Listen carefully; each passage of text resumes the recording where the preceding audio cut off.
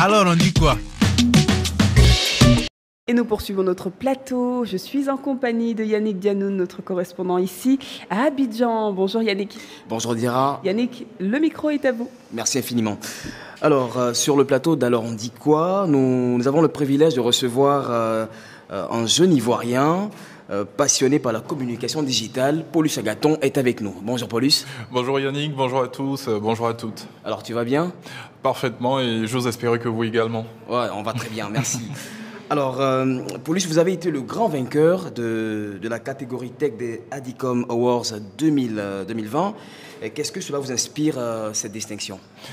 Déjà, c'est un grand honneur, et l'honneur est encore plus grand quand on sait que les années précédentes, on a eu par exemple Edith Brou qui a remporté le même prix pour la catégorie tech, ensuite Bessie Rioux.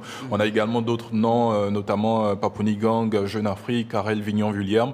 Et ces personnes qu'on admire énormément, savoir qu'on reçoit un prix dans le même concours, c'est un énorme privilège et vous m'envoyez flatter, quoi. Ok.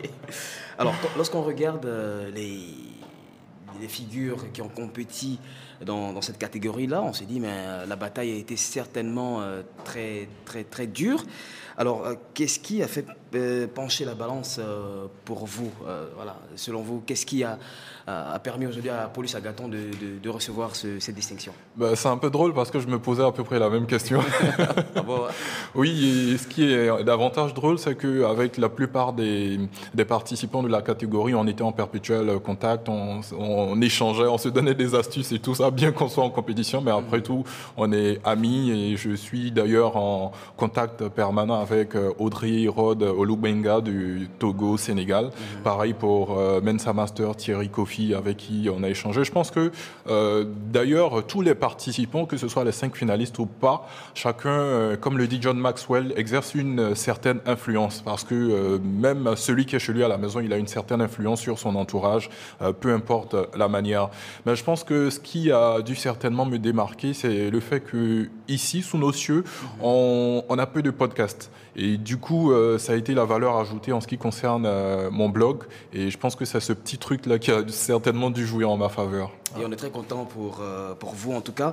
Alors, pour terminer notre petite interview, on sait que vous avez une certaine influence ici en Côte d'Ivoire sur les réseaux sociaux.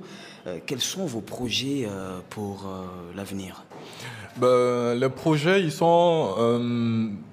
il y en a plusieurs, mais déjà un qui me tient à cœur, c'est éventuellement d'engager des actions sociales dans le sens de permettre aux personnes, sinon aux élèves qui sont dans les zones reculées, de pouvoir bénéficier de formations en informatique qu'on va donner gratuitement, mais en même temps la contrainte à laquelle on est soumis, c'est quand on se rend compte que dans certaines zones, les élèves sont assis par exemple à même le sol, donc à plus forte raison avoir des ordinateurs et une formation dans ce sens. Mais on essaie d'y songer et Dieu fera. Okay. Voilà. Merci en tout cas et bonne chance pour ce fabuleux projet. Merci.